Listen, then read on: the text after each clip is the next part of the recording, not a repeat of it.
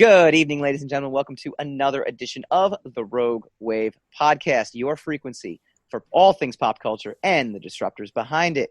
We talk comics, movies, TV, and pop culture and dish on the rogues who create them every Wednesday, 8 p.m. Eastern on Facebook.com/Rogue Wave Podcast and Twitch.tv/Rogue Wave Podcast. Download this immediately following the live stream on Apple Podcasts, Google, Spreaker, Stitcher, Spotify, wherever your podcasts are available. We are there. Search Rogue Wave Podcast or go to roguewavepodcast.com. Tonight, we do a Rogue retro review of Iron Man, Mandalorian casting news, and more. As always, I'm your host, Michael Dolce, joined by my co-host extraordinaire, the Lord of the live stream himself, Mr. Hassan Godwin. How you doing, sir? Lord of the radio. Yeah, we're so much bigger than radio. I paid for that. No, we can be bigger, but the title is still the title. What do you mean you're bigger than radio? You just said we're bigger than radio. Oh yeah, we're definitely bigger than that. Radio. Yes, because I said you can be bigger than radio, but I still paid for the lordship, so I'm still Lord of the radio. I think that was an investment that you failed to really adequately research, and you're probably getting scammed. I mean, I hate to be the one to admit it to you. Yeah, not for you to say. Just call me Lord of the Radio. All right, will do. So it's pretty exciting. I did the research before I signed those papers, man. Oh, good. I'm insulted. Good. I am insulted. I don't even know what papers you would even get from this fictitious company that hands out lordships. I need to get on that's that. Because, and that's why you don't have a lordship. It's true. That explains actually. Everything. It explains everything. Because I've wondered. I really have wondered. But. So it's like Hassan Godwin, LS? No. Yeah, a little bit there. So it's pretty exciting. We are now officially crossing into sports radio territory. And sports radio for the past 2 months has essentially been scrounging for things to talk about because there has not been any sports. And so we are now officially in this territory where we have no movies coming out. Last week was Black Widow Wednesday, but unfortunately that's not going to happen for quite some time. And so we are in the process of manufacturing some really cool things, but that's what we do best. We try to entertain as best as possible. So we do have some news. We'll jump right into it. We really shouldn't talk about our deficiency of entertaining or at entertaining, because of lack of content. We should act as though there's nothing wrong and that, no matter what happens, the Rogue Wave will have something to offer the entertaining, the unentertained, unwashed, masses as, per the need for content. But you're always hanging a lantern on how little content we have. We shouldn't do that. Well, I like to be as honest as humanly possible with our audience and give a little behind the curtain because it's fun. It's fun to go behind the curtain a little bit. It's fun to kind of, see how all the movie magic happens or the podcast magic. It may be fun to go behind a curtain, but it's retail rules. If you're an ice cream shop and you're running out of ice cream, you don't tell the customers I'm almost out of ice cream. We're never out of ice cream, though. That's the beauty of it. That was the whole point of what I was saying, though. You keep talking about that we're running low on content. You keep hanging a lantern on it. You shouldn't hang a lantern. Right. All right. Well, we do have some new content. Well, It is called Rogue Rage. This is all the rage in the pop culture world. We do this every week. Give you a little rundown of some of the cool things you need to know about in the pop culture space. Boba Fett is back. Tamira Morrison. He will appear in season 2 of The Mandalorian as the famed and fan favorite bounty hunter Boba Fett. He actually played Jango Fett in 2002's Attack of the Clones. That movie revealed that Jango was a cloning mastermind. His own son Boba Fett was a clone of himself. So he was not a cloning mastermind. He was the raw material for the cloners who were the Kaminoans.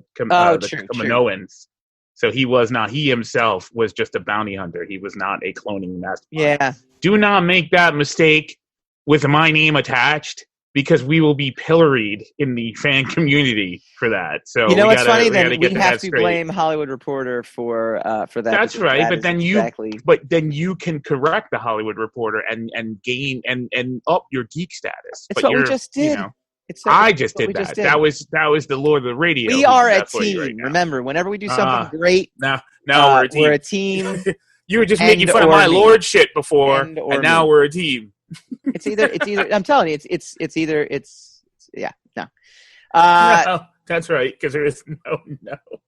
So while the actor is playing Boba Fett, it's always possible something sneaky involving clones is going on, especially since he was eaten at the end, in the middle of Return of the Jedi. He was eaten, but he came back, man. Expand no. All right. What is your deal?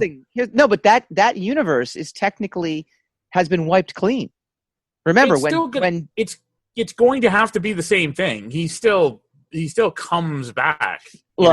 You say things like it's got to be the exact same thing, and the expanded universe had a brother and sister, son and daughter of Han and Leia, and that was the basis for the expanded universe. I'm gonna help you. And the sequels did not do anything. They ignored all of that and created their own mythology. So it is very possible. I'm going to help you, Michael. Yeah, I'm going to help you. All right. He was swallowed by a monster. Yes. In canon. Uh-huh. In the expanded universe, he got out of the monster. This is pre-Disney buying the franchise, though. Correct? Okay. Yeah. Okay. You're not thinking this through. If he's swallowed by a monster in canon, the only way he could still be around is if he got out of the monster.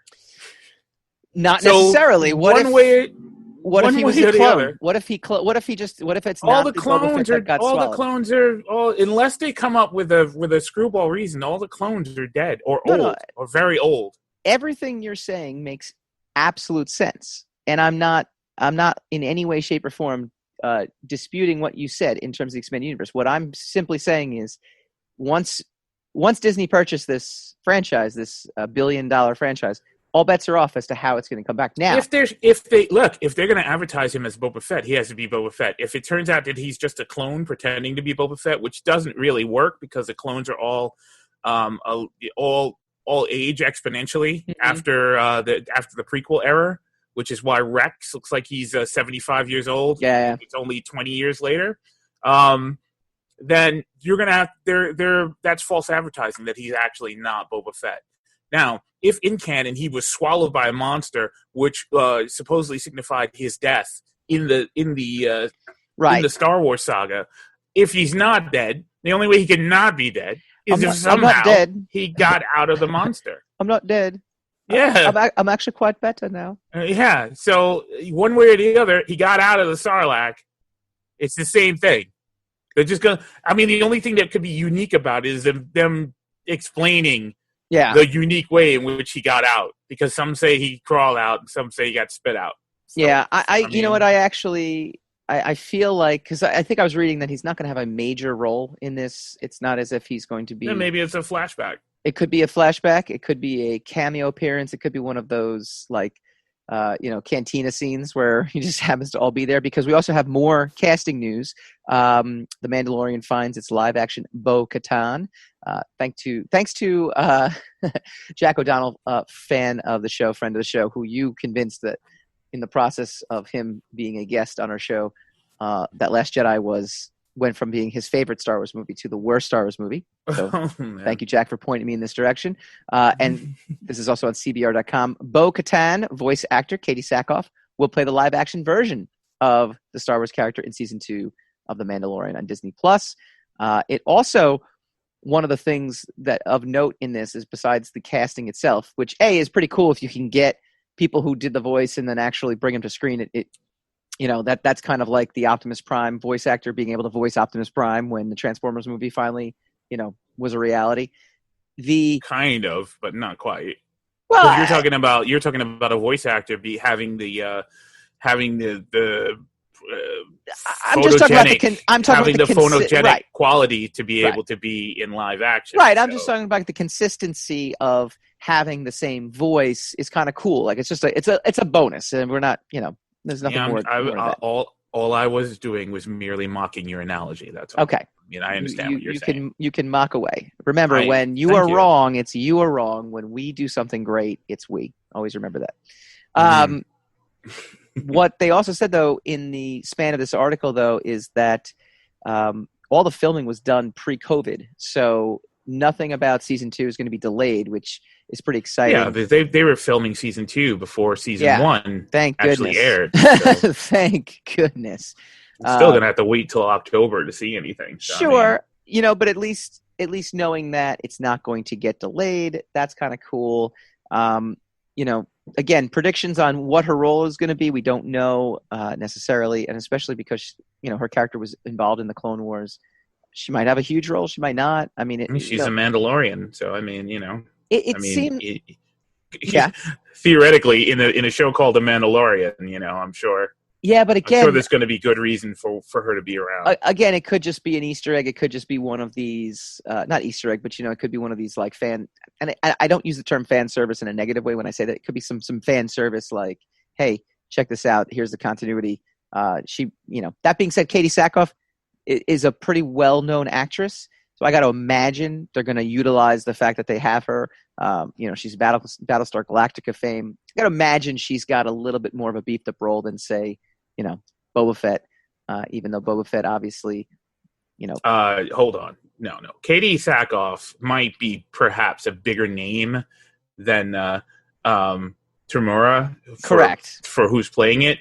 But Bo-Katan ain't a bigger name than Boba Fett. So, I mean, you're talking about... I meant the actor playing... The actor don't matter, Boba man. Fett. It's Star Wars. These characters are bigger than the actors. Sure. So if they basically give Bo-Katan, a bigger profile than Boba Fett, that's gonna... I think that's exactly what's going to happen. Well. I think that's exactly what's going to happen. I think... He's gonna have to be. He's most likely going to be the heavy of something, or he's going to be a significant flashback to something. And there are theories that they were already alluding to him being around in season 1. Right. So it seems like they're gonna.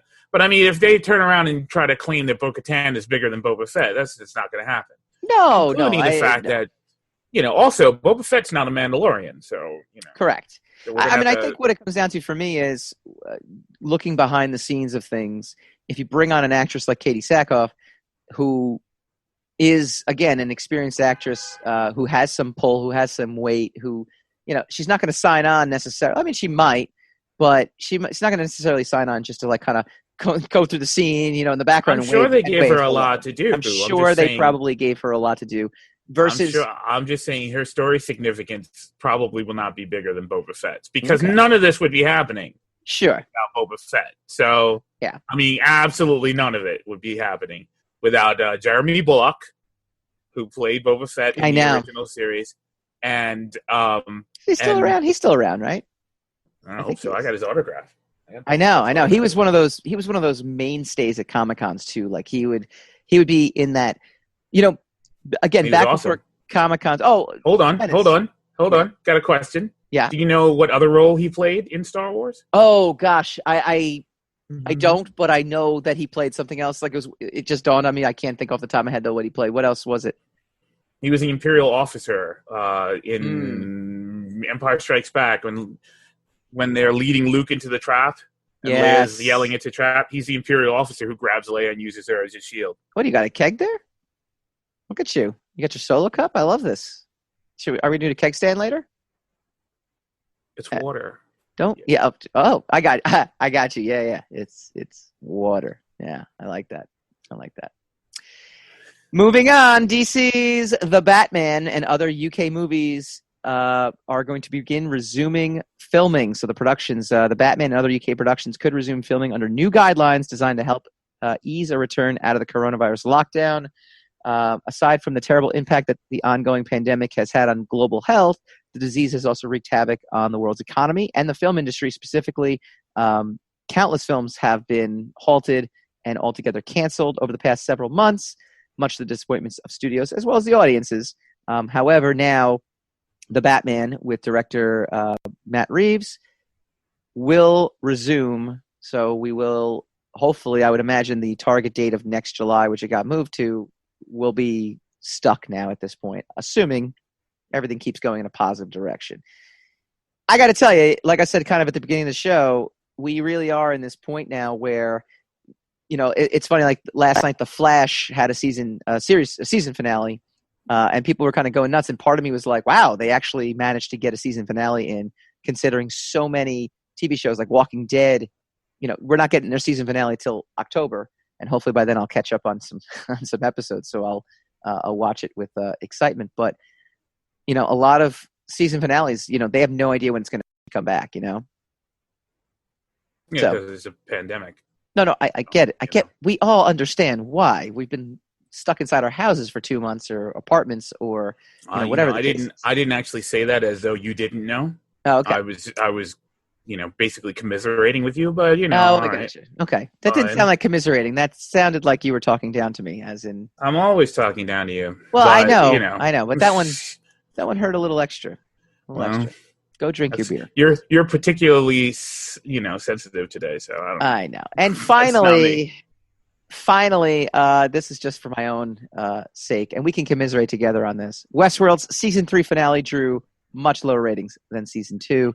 I didn't even see it. Did you watch it? No, I'm still I got stuck on the episode 7, and there's so many other. So things. did I. I never finished episode 7. I fell asleep while watching it, and never felt compelled to go back. And since we weren't really diligently covering, because it's show, awful. I don't know if I'll say it's awful. I think it's tepid. I think it's worse. I think it's worse than awful. I think that is worse.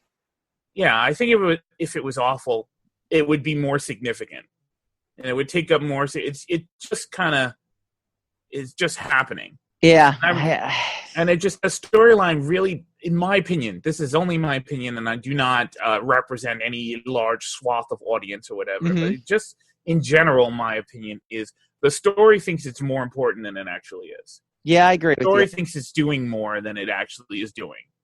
And it is just a basic science fiction trope, which is fine.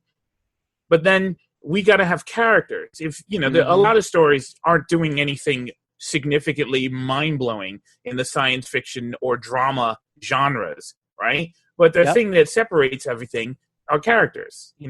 If the story is not going to be unique, then the characters have to be unique. And all these characters are just these wide-eye, either these hapless humans in really bad situations who find out that they're more despicable than they thought they were. That's the one trope. Or it's the robots who are salty because they're robots and they're being used, who either want revenge and are badass, or they want revenge but realize that there is a humanity aspect to them that makes them rethink that they're okay. That's great, but then give us some. On top of that, you got to build actual characters. I got to be tuning in because I want to see a particular character do a particular thing. I think special effects are great, but let's face it, everything is special effects heavy these days. I mean, there are very few bad special effects. Beautifully shot, beautifully rendered. The Divergence graphic, I love that as a graphic. I thought it was great, but it is so self-important, right? I'm sitting there going, a divergence in what? I don't even know what the story is anymore. I don't even know why I care about these characters. Yeah, they're angry. Introduced because they're Aaron trying Paul. to take over. Right. I don't know why. Why? What are you doing? What is the point of this? Aaron Paul is a fantastic actor, and he is acting the hell out of his character. His character makes no sense. It's meaningless. It's a terrible show. I won't say they make no sense. This is the thing I'm saying. I understand them. Yeah, okay. No, I agree with you.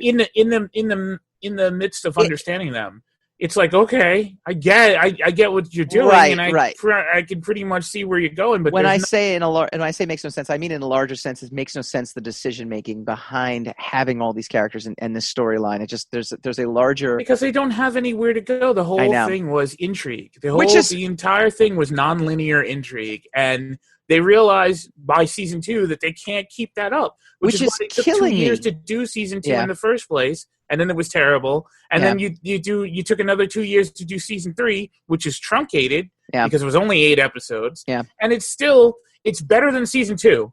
I will say it is way better than season 2, as in the fact that it's linear and you can follow it. And you understand the motivations of characters and since they don't make you work so hard to figure out what's going on, you're not as angry because when you find out what's going on, it's really lackluster.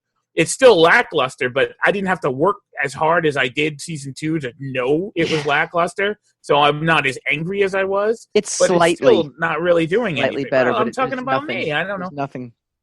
There's nothing truly unique about it that makes me care, and I miss being in the park. I want to be in the park. That was kind of one of the coolest things about the show. I don't need to see Blade Runner, 2050. And this is why I guess this is why Lindelof said he's not doing another Watchmen. Season. You know what though? That shows to me. It's like if I go out and I get a quote from someone to perform a service, and they come in and they say, you know what? When it all comes down to, we really shouldn't do the service because you don't need it. This is not something that is going to benefit in any way, shape, or form. And anything I bring you would literally be lip service because I don't know what I could do that's going to actually accomplish the mission that you're trying to accomplish. I would much rather that approach than I think you have to have. I think you have to be in a specific kind of situation. Well, it's like X-Files all over again, right? I mean, they just showed you have to be in a level of success in order to be able to turn down work. I mean, that's not the natural inclination of most people who are trying to get their feet in the door and get their product out there. That, look, I don't really have much after this. I'm glad this is a hit, but you're throwing wads of cash at me, and I don't really have anything. I know, but that's Chris Carter syndrome with X-Files all over again. The last. But he just kept going. That's what I'm talking about. So I mean, I'm talking about Lindelof, like being able to just go, look, I don't really have anything after this, so I'm out. I don't want to. Whatever I got, it's probably a little more than he expected to get. The accolades that he got was probably a little more than he expected to get, and he's like, I'm not ruining that. But trying to be greedy. Also, you could say the same about Benioff and Weiss, even though they are pariahs, in the world, on the world stage right now. I kind of respect. I don't like the way they close things out, but I respect them deciding we got to get out of here. This material is above us. It's much heavier for us to carry alone than it was when we had George Martin's material helping us out. And so we're just going to get out of here and do something. Probably a little less high profile than the greatest show on television. Yeah. And something that, will continue to allow us to keep living the lifestyle. I don't disagree with anything you said. Again, with the Game of Thrones stuff, I definitely think there was a way to execute that better. What is it like? Recognizing is only half the problem. That's only half the problem. Recognizing that you got to get out. That's what I said. I put the caveat on it. I know. Regardless of how you feel about its ending, you got to respect the desire to get out. Yeah, I agree. I mean, if you're making, they had to be making a pretty amount of money. It's no, $15 an hour. $15 an hour. Okay. And HBO comes to them and says, we want 4 more seasons. They actually did it on consignment. To go to season 10. They did it on consignment. We want to go to season 10. And they say, no, you got to respect that. Yeah, I know. No, I do. I respect the decision. Better than your jokes, Just need to. No, actually, my jokes are pretty awesome. All right, when we come back. If you have to say it, then it ain't real. When we come back, that was a refute of yours. We will be doing some fun stuff. We will be doing a Rogue Retro review. Iron Man, the genesis of the MCU, coming up next.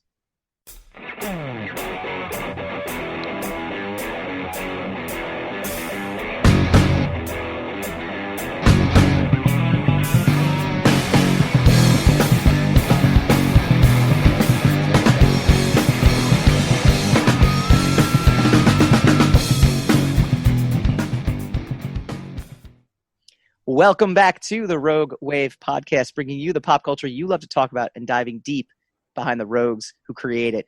Go to roguewavepodcast.com to subscribe to our podcast on all major podcasting apps.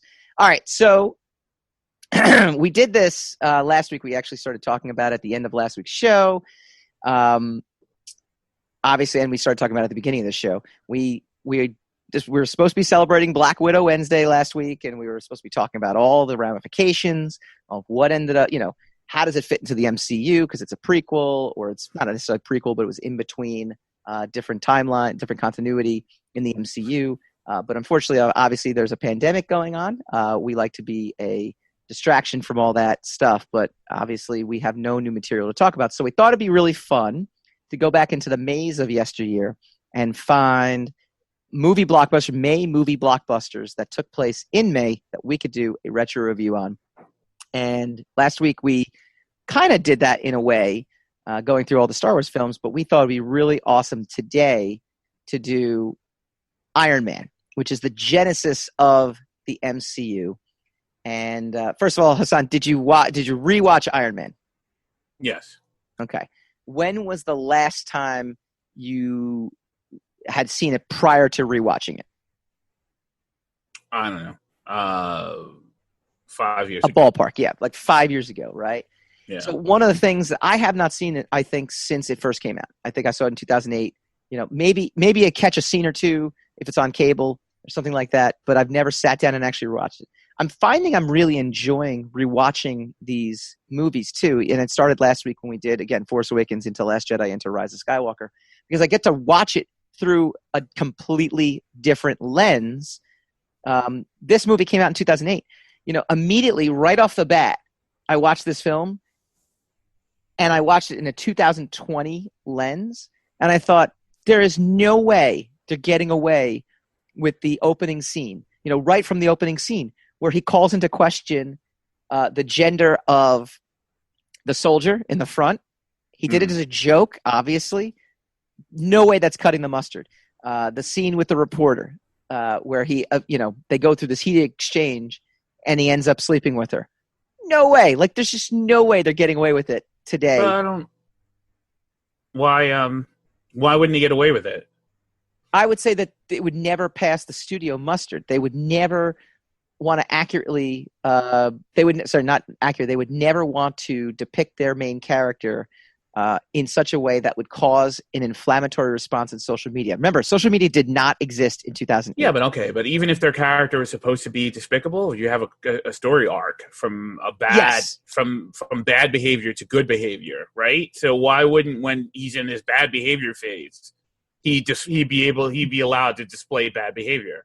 I don't understand. I think well, there's a couple things. One, I think in 2008 his behavior is not necessarily bad behavior. So what he says and how he says it, again, it was bad behavior because that was what he was doing before he decided. Well, it was bad behavior making weapons and things like that. But but he also became a different person. He also stopped womanizing. Womanizing with consensual partners is not necessarily a bad thing.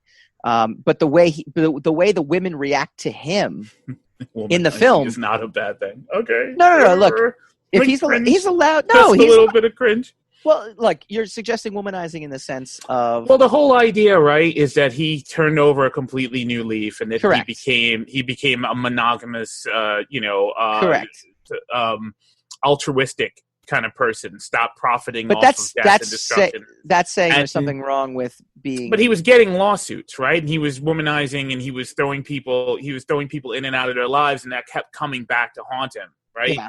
People kept coming back, and people, there were nefarious people who were trying to take advantage of that to get back, to get back at him. So all of that is kind of characteristic of the negative aspects of his personality. Yeah. Right? I mean, just because you think that stuff is cool doesn't necessarily mean it's good. I don't. It's not even a question of do I think it's cool or not. I think when let's take the reporter scene when they have the heated exchange and it ultimately ends with her sleeping with him. I just don't think in today's lens that scene goes down that way because it actually makes the woman look worse. It never really makes him look bad in the sense of he's acting within his character. But also I think take the airplane scene for example too. I mean, I just don't think you're going to have this big party where the flight attendants allow him to hit on them without some sort of repercussion, because I think in today's sensitive times and in terms of the Me Too movement and sexual harassment, he would also be more educated not to do that. Now he might not give an F, which is possible, and that's a character-driven thing. Where would you take that character if he wasn't capable? If there were limits on what you were able to depict of his his kind of despicable nature, right? Yeah. Then what would be the point in depicting him being despicable at all? Again, you keep using the word despicable, and I guess despicable. It is a sense of despicality. It is. But I think in 2008 it wasn't. I think it's it was not acceptable. morally. No, it's not. It has never been morally acceptable. It has never been morally acceptable. It has been socially acceptable. Okay, but it has never been morally okay, all right. acceptable. You know what? That's a fair parsing. I agree with that parsing. I just again, I think. I guess in that context, you're right, but I think that kind of really just shows you the 2008 lens, and that's exactly what we were, what I'm kind of watching. I think it just depicts on how, like, cowardly people have become in their own story depictions, right? Mm-hmm. Because if you want to control the situation, the goal of this, the goal of the whole first act is to show you where the character is. The act 2 is the journey. Act 3 is the destination, right? Mm-hmm. If you're going to show me that he's still being controlled or still being guided by a sense of moral virtue. I wouldn't call it. Wouldn't call it moral virtue. I think he'd be more pressured by society's expectations now. But then where's the growth then? Oh, no, I don't disagree with you. If he's going to listen to those norms and not behave that way, right, then there's no growth because, I'm not saying nobody really knows why people act the way they do, right? Yeah. They just, there's people who follow the rules and there's people who don't. Even the people who follow the rules might think the rules are crap, but there's people who are capable of following rules and there's people who aren't. So it's not a judgment on his virtue. Right. To watch him following the rules for, Act 1. And then I don't know, by Act 3, they try to convey that, well, he's following the same rules he was following in Act 1, but he really means it now. I think I have to show I guess my being able to see this again 12 years later, I kind of look at it through when I first watched it, this is all acceptable behavior. And the responses by the people around him, i.e. the reporter, i.e. the stewardess, the flight attendants, in general, like... I agree with you, the flight attendant scene is a bit much. But I remember thinking that was a bit much in 2008, Like, oh, man, come on. But I remember back in 2008 being like, you know what? The behavior of people in power... was more accepted because people didn't have a voice to say it was unacceptable, and or it was accepted by all parties because in the 2000s, there was a different attitude towards sexuality, and I think Key and Peele kind of mocked it pretty spot on. There's an attitude about the depiction of sexuality, but I mean, the sexuality has always been the same.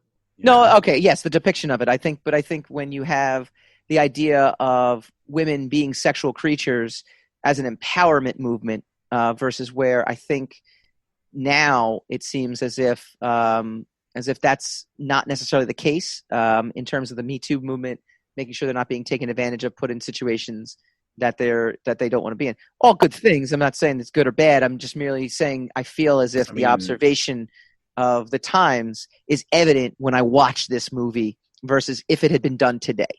Because again, we didn't have social media in 2008. I really wonder if people would be live tweeting. I just think that whole opening scenario in his behavior toward women, I feel like I don't know if people. I feel like someone would have written an article, posted it on a blog with a clickbait headline, and this movie, sputters on takeoff. Like I feel like it wouldn't have cut the mustard, if it was to happen today. I don't know if I can totally argue with that. I think it would be overblown. I think there would be an overblown reaction to it, and people would miss the fact that the whole point is that he was, he was gross and then he became cool. But like, couldn't you see the headline? Misogynistic, character shows Marvel Universe is stuck in the 60s. You know what I mean? Like, there's and they would miss the context. It would completely. Well, some of those outlets would miss the context. Some of those, and I mean, it's just because, or they'd be purposely because outrage marketing is a big deal. It's not. It has really nothing to do with like the way our times have changed in general, or the the social tenets of our times have changed. It's just another system of monetization to be angry at something on a regular basis, and to remain angry, and to keep reminding everybody that you're angry about something. Right. And it's kind of not a referendum on society in and of itself. Right. It is actually a commercialized system being outraged. It's a commodity. So that's kind of where we're stuck. It's still capitalism. Yeah, you still manage to find a way to capitalize on being pissed off about the marginalization of unfortunate people. But I mean, it's still the same kind of slavery. It's still the same kind of exploitation, but it's exploitation, with the guise of virtue. Yeah. And so that's I guess you're right in that sense. But I think if any studio, whatever, at whatever point would take their character who is supposed to be despicable and dial back his despicability because they're worried about him being so that his despicable nature will turn people off, so that no one respects when he changes his ways. I just think that. I mean, purpose. You saying that also just made me think that if they stayed the course, I could see the clickbait headlines to be like, look at how today's modern man is supposed to act. I mean, there are and then there would be outrage to that outrage. I mean, it's amazing. So, I mean, yeah, because I think the biggest problem with it, you every situation, you bring it back to the core, right? The core aspect of it isn't really that people are angry, or isn't that people feel marginalized, stuff like that. All of that stuff is real, and all of that is viable. Women, how they feel, how they don't feel respected, how they feel preyed upon, and whatever. All of that is viable. All of that is real. I do not question any of that. The problem is we found a way to make money off of that, and thus not us personally. We make no money. We literally make no money on this show. It becomes a commodity that is here to stay, which is why we can't ever seem to kind of reason with it or stamp it out in some fashion. So even if we address it, it becomes, well, they said something about this, but they didn't say enough, because we got to find another revenue stream.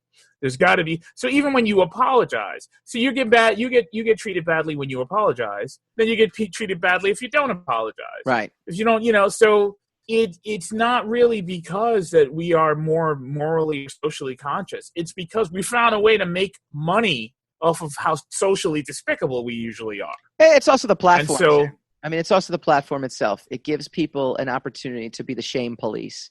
It gives opportunity for people to go out there and feel empowered. But that opportunity would go away. That would go away. That wouldn't be as strong as it is. Or you would be able to address it and to a level of satisfaction if it wasn't monetized. No, I disagree. If it wasn't it's like content. It's like content. There's a psychology to it too, though. I think there really is, because think about it. Not everyone is monetizing off of going out there and shaming other people. There's literally a feeling of empowerment that goes in to make yourself feel better. Yes, I agree. Nobody would. I mean, look. The thing is that a tweet becomes a news story, right? A tweet becomes a news story. A tweet goes on an entertainment system, or an entertainment show, and we talk about someone who tweeted or what someone says, and then we talk about the fan reaction to whatever someone says. Like people who are absolutely no names in entertainment now have their tweet shown as an indication of what the average person is thinking about Gwyneth Paltrow's Goop, and this and that. And suddenly, it's monetized. Now they've monetized an average tweet. The person who tweeted feels 5 minutes of celebrity. I know, right? They're going to tweet again. So it's monetization. Every problem in our capitalist society is when people find a way to make money off of bad things, right? And then the fact that we can't seem to find a way to make money off of good things.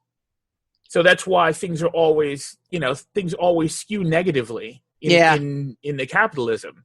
So it is bad. It is a cultural thing. It is it is prevalent, especially with very young people. But I think it gets propagated because of the money that people can make off of it. It's exploitation all over again. Well, it's interesting too because again, this is the genesis of the MCU. Sorry, Hulk, but the Incredible Hulk with Ed Norton. Hulk came after this. Did it? Oh, you're right. It did. All right. So this is the genesis of. You keep saying that. I thought Incredible Hulk came before, but you might be right. The after credit scene is Tony Stark talking to. Okay, fair enough.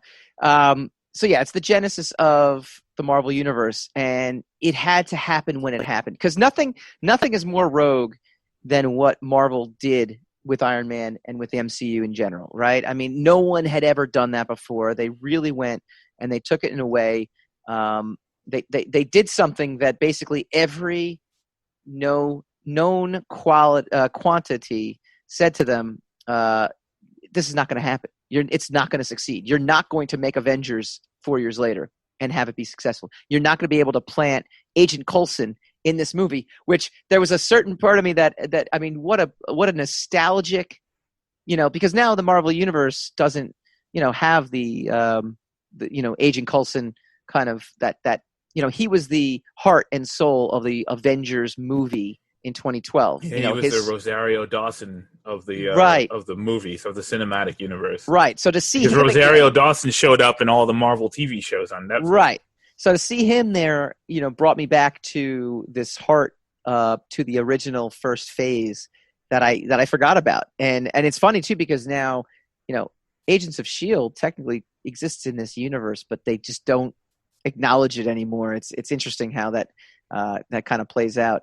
But there he is, there he is. That's because of the showrunners, the heads of television and the heads of movies did not get along. Yep. So.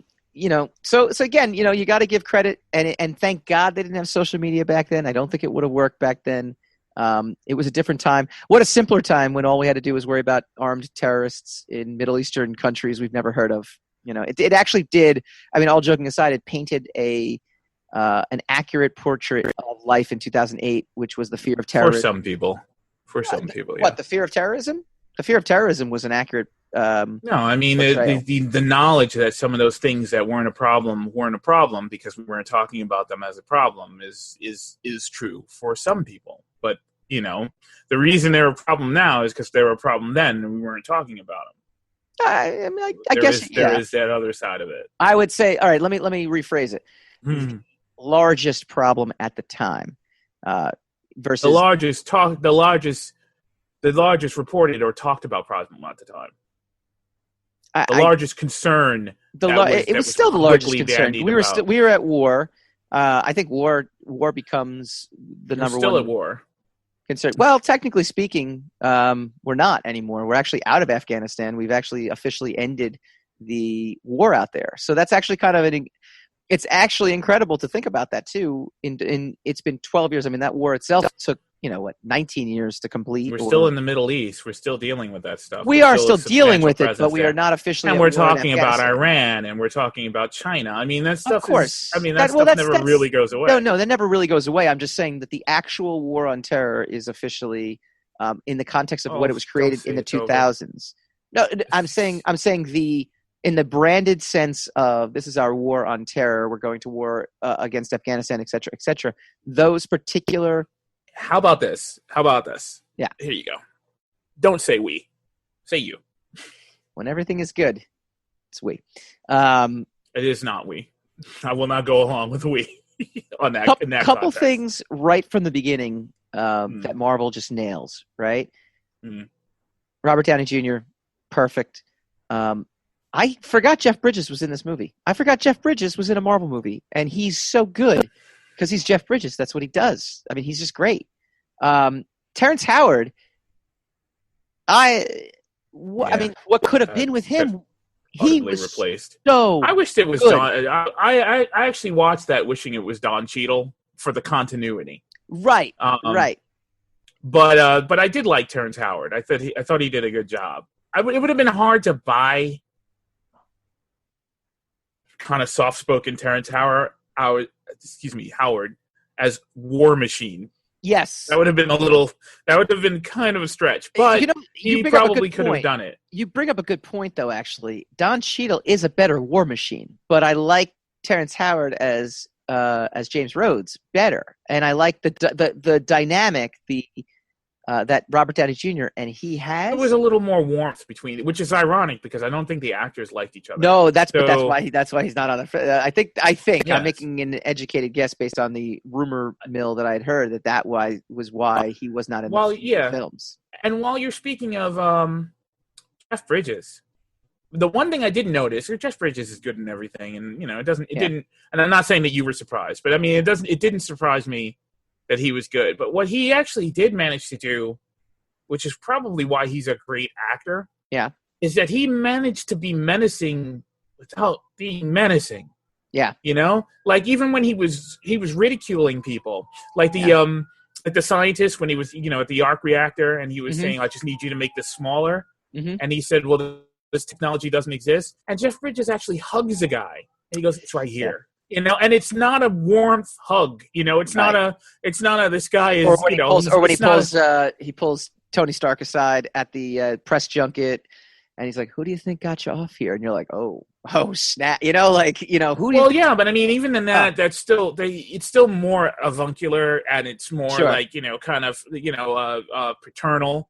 But I mean, when Obadiah actually just came out as full on villain of peace.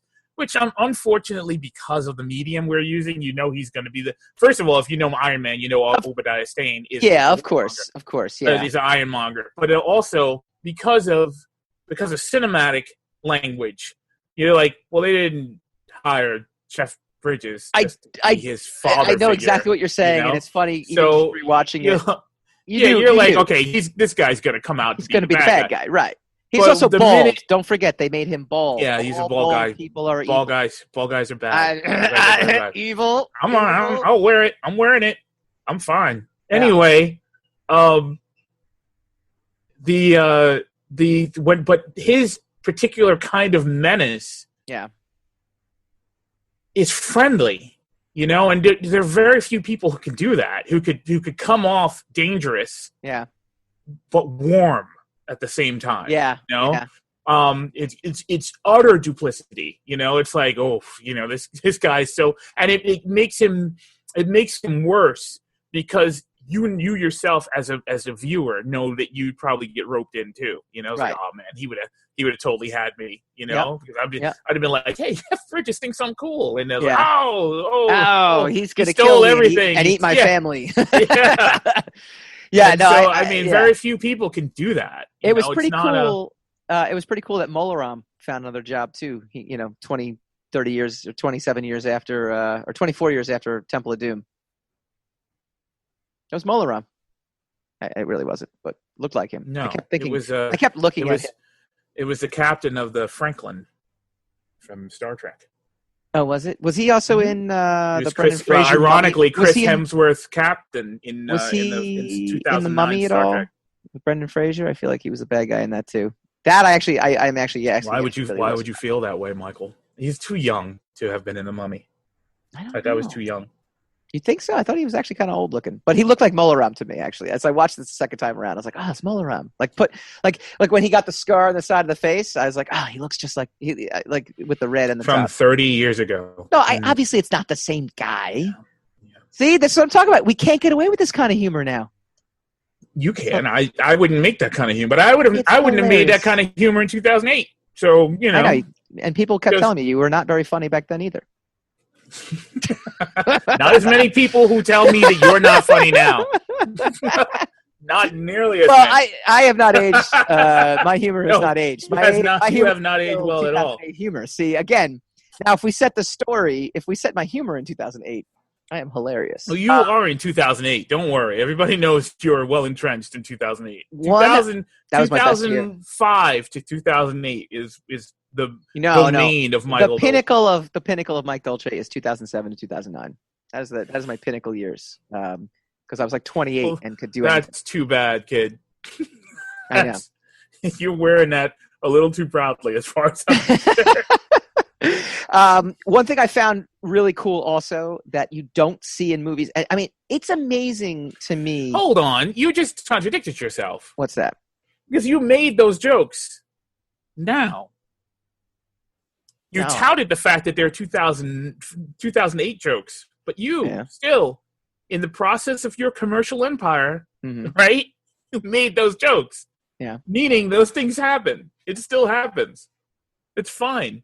I don't even know what you're talking about. And you're not going to, I really doubt you'll be canceled for that. I'm on such a level. That is true. You need fans. You need actually are on a level.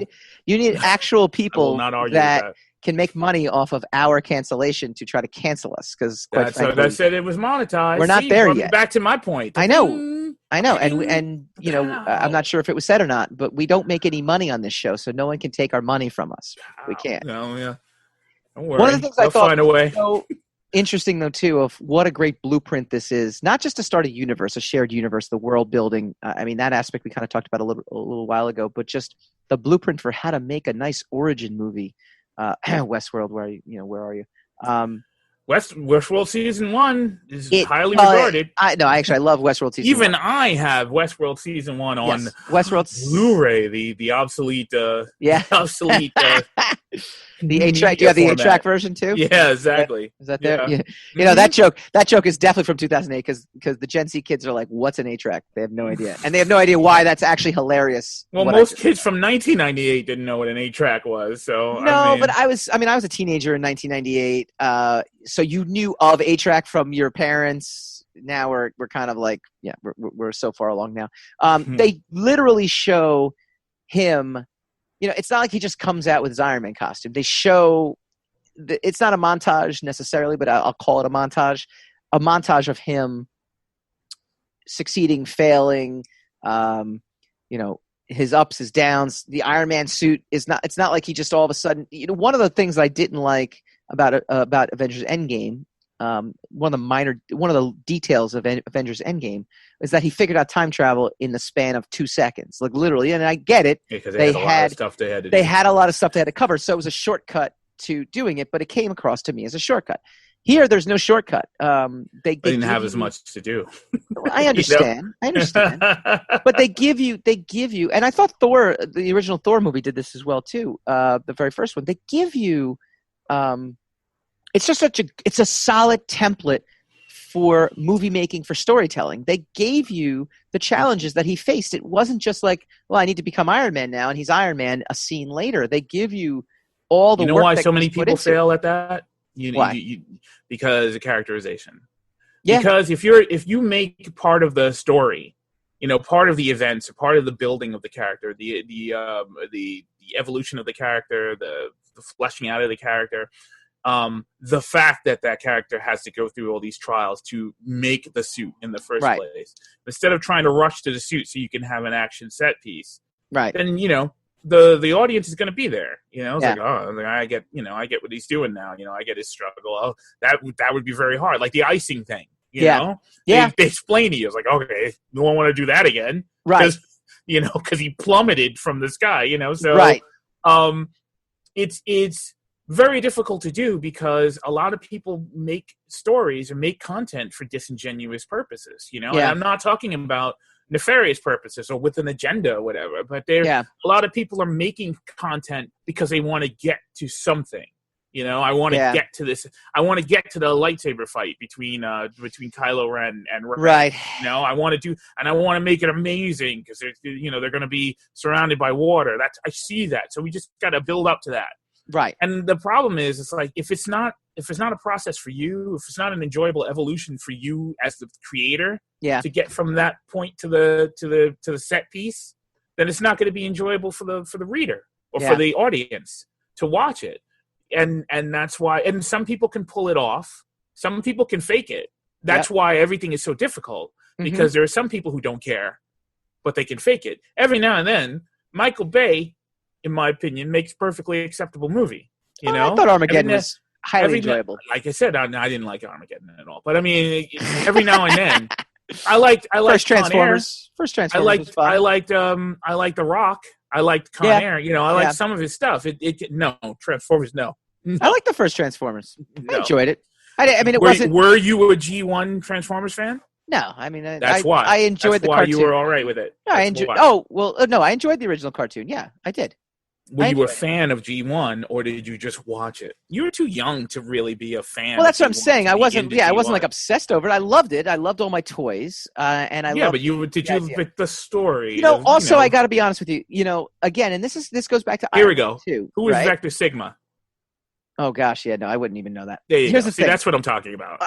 Again, you're a nerd. I'm a geek. We've established this. That's our dynamic. But that should be our new tagline: one nerd, one nerd enters, one geek. I despise geeks. And this is good. It's good that you kind of brought that up though too. I mean, like this movie. Both had to overcome the fact that movies like it didn't exist prior to it. That's why we call it a rogue movie. I mean, it really is a rogue. It did things in a rogue. Iron Man. It did things in a rogue way. Whereas my enjoyment level of Transformers, if they made the Transformers movie they made when it first came out now, I would sit there and say, well, this is terrible. This is not faithful to the source material. This is not blah, blah, blah.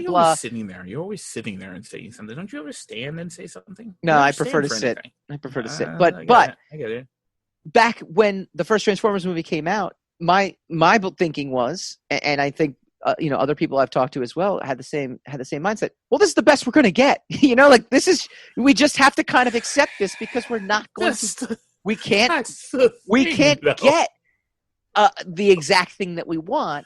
And that's why they kept giving you movies like that, because when it does happen, when an Iron Man happens, you sit there and go, "Oh my gosh, I didn't know they could do that." When an Avengers happens in 2012, you go, "This is everything we've always wanted and didn't think we could get." And that's why they lead by example. They say it can be done by showing you it can be done. Yes, I mean that's what makes this even more amazing the second time around. All right. If you disagree with us, could they have pulled off? I mean, I feel like we could have keep it to yourself if you disagree. I feel like we could have had an entirely separate conversation just on that point alone of whether or not they could get away in today's overly sensitive social media world, or sensitive social media world, however you want to describe it. In the monetized social media world, let us know. Chime in on the Facebook feed. We check that thing all week long as well too. So if you don't catch the live stream, we'll come back and do some replies as well. If you're listening to us again on Apple Podcast, all that fun stuff, you can check us out on Facebook.com/RogueWave Podcast to get in on the interactivity. If you want to just listen to us chatter back and forth, well, we appreciate it. All right. When we come back, the state of the comic book industry as we go spinning the racks.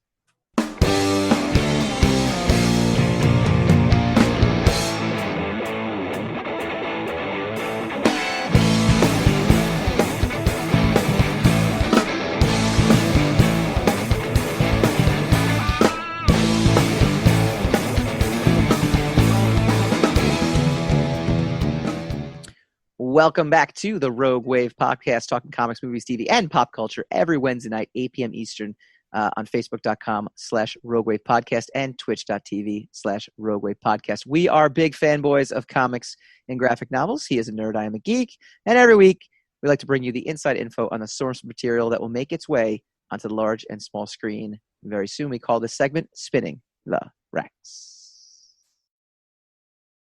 Spin the rack, spin that rack. Geppy, Groth, Richardson, Ritchie, and Wood talk the state of comics. Quote, the industry is going to see a lot of change. This is from Comics Beat, friend of the show.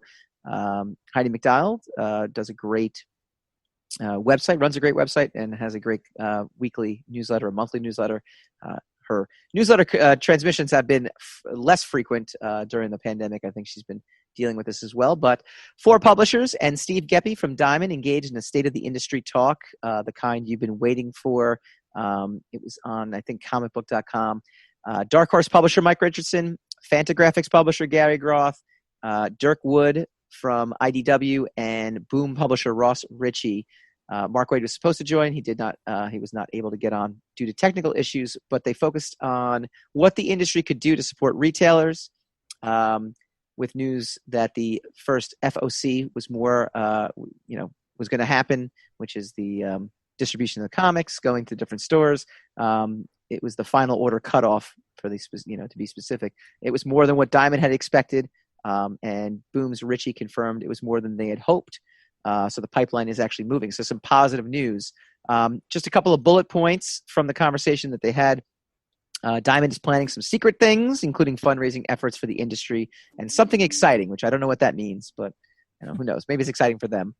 None of the publishers were thrilled when Diamond told them they wouldn't be paid, but all could see it coming down the pike with the COVID-19 disruption. Groth was a little pricklier here, according to the article, noting they had survived without Diamond's money for now, but the next 6 months would be rough. Geppy continued to talk about the back issue sales. He admits he had not been at the Switch for a while and missed some things, but he's back full time now. So that's interesting too, an admission that he kind of took a back seat because Diamond really their money's coming from toys, I think, from and statues and collectibles from what I've gathered. It's the industry's fault, man. They allowed them to have a monopoly. Yep. Now we're trying to deal with what happens when you let one company monopolize how your industry is going to run, and then that company starts to falter. Yeah. So that's a testimony to foresight. Like, just have some insight and see, what if the family car breaks down? Well, this is the funny part too, because the article keeps mentioning and the trend and the actual roundtable. Steve Geppy from Diamond had a very overall positive outlook. But it's easy to be positive when you're the only game in town, and essentially when you come back, you're going to have all these people come back to you. He reiterated comics are in a good place. We can make choices, we can lament and do nothing, or we can look for new opportunities. I see this as a restart for the whole industry. Just interesting coming from him. It's just interesting coming from him as the sole, his company's the sole distribution source. So it's just interesting. This is why we're such terrible people, This it goes to what I was saying before about like monetizing the outrage, like because there's an incentive behind it. That's why the outrage is allowed to proliferate, right? Yeah. Because you're able to make your donut, in the way the conditions are currently currently established, you never look for a solution to that condition just in case. Well, I'm making my money, so why would I want to mess anything up? Yeah. But it's like, well, this is an unsustainable system. I remember that when we were kids, in the 90s, we were like, we want to do an independent book. Oh, I said this before. We want to do an independent book. Oh, you got to get past Diamond. Diamond may not want to put your book out. And I remember thinking, hell with Diamond, I'm just doing a book on my own. If I offer to pay Diamond the money, to print my book and then to distribute it, who are they to tell me no? I'm offering them a service. Right. I'm offering them money for the service. I'm not asking for a handout. Right. And the fact that they would just arbitrarily decide, well, this is not indicative of our bottom line, and so therefore, we're going to gatekeep and hold you out to keep a level of quality control or whatever you want to call it, right? So the industry is okay with it. I remember thinking like, okay, so the rest of the industry is all right with this just because they're on the inside. A pandemic happens in 2 months, Michael. 2 months, the whole industry is threatened. Right.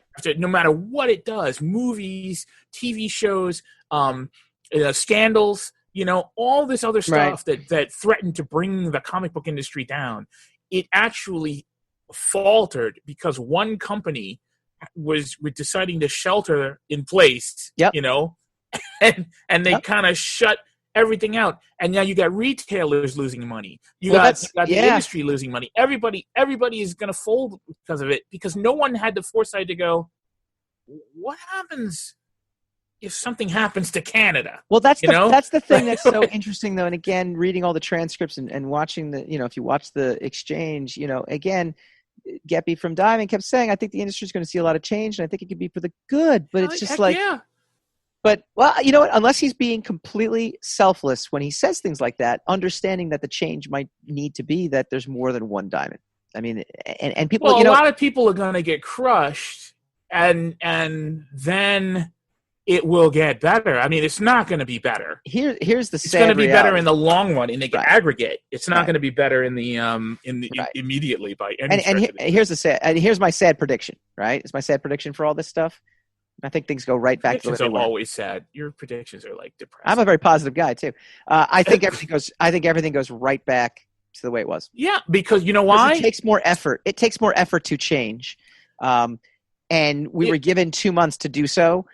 And in that time, if it didn't come, like DC's step for altered distribution was the only movable object, unless you count everybody else Kickstarter. decided to wait it out to wait it out. Right, and again, I'm not talking about indie comics and Kickstarter comics because that saw a huge uptick, at least in my circle, in terms of people flocking to that for content. I'm not talking about that. I'm talking about in the retailer system, the way comics are distributed, the way the publishers interact with the retailers, the way the publishers actually release their content to the public. Only one company did anything about it, was DC, and they did it in a way that is temporary, or at least I believe will be temporary and not permanent.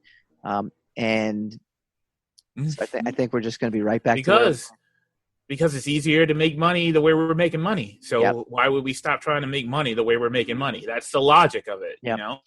And the one, it's the guy who builds a bunker under his house. Yep. And we will try to figure out how to make money on this show. And then, see, that's what we learned in this pandemic.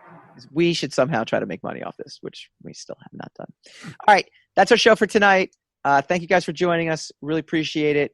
Next week, our May movie blockbuster of yesteryear, our Rogue Retro series continues. No Time for Love, Dr. Jones, the most controversial Indiana Jones movie.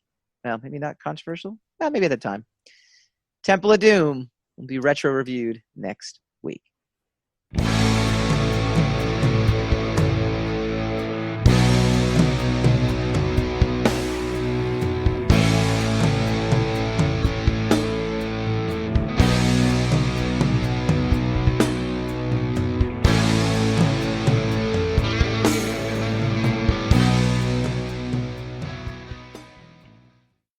Rogue Wave.